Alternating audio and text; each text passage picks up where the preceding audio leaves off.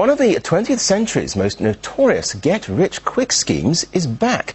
After going bankrupt 17 years ago and resulting in a prison term for its founder, the Ukrainian-based MMM financial pyramid has resurfaced.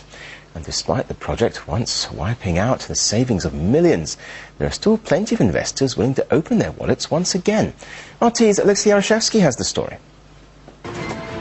The 2011 Russian hit movie The Pyramid depicts a Robin Hood of the 1990s, a businessman who promises wealth for ordinary people and confronts the oligarchs. The real story behind this plot was a sad episode in Russia's post-Soviet history. The financial pyramid, called MMM, attracted millions, vowing to multiply their investment many times. In the end, it went bust. Up to 15 million people lost their life savings. I don't feel like I'm a sinner.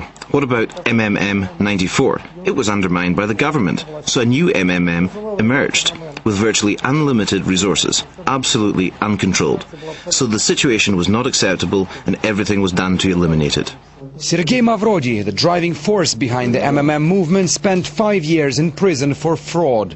But now the man often called the Russian Bernie Madoff is back. 17 years since his financial pyramid had rocked the post-Soviet space, Sergei Mavrodi is back with another financial scheme. And whilst in Russia you could hardly find any commercials of his new enterprise, the streets of Ukraine's cities have been literally flooded with the calls to join in with the MMM 2011. "We can do more" is the slogan of the new campaign. Mavrodi admits it is another pyramid and is a risky venture, but still promises people that they will make money. There is a virtual currency called MMM dollars, which constantly goes up in price from 20 to 60% a month.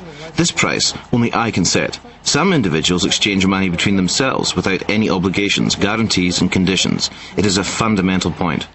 When there is no legal entity, no joint account, no office, in other words, everything is shared between millions of private accounts, it means no one can put an end to it. Financial experts in Ukraine see little surprise in Mavrodi's latest scheme, given the rough patch the country is going through. The National Bank is like, in order to not to allow the depreciation of national currency, is like introducing new restrictions. And a lot of people understand that the government machine, the bureaucracy, is against something like administratively pressing the financial market. And people are looking for an exit. Mavrodi claims his actions are legal. Ukraine's politicians disagree. The ruling party wants current laws tightened to block MMM from making off with vulnerable people's nest eggs. MMM 2011 is a provision of financial services and requires a license. Providing financial services without a license is a criminal offense. MMM 2011 already has 1.5 million investors and counting.